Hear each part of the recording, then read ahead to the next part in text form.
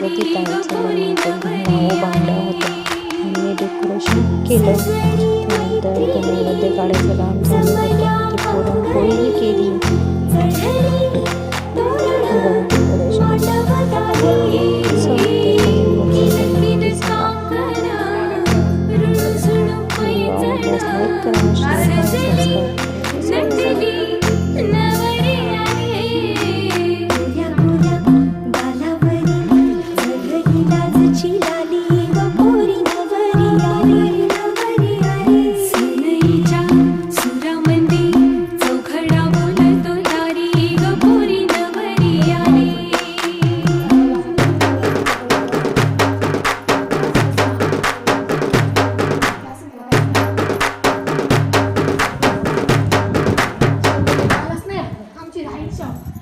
इथे आहे ना दोन.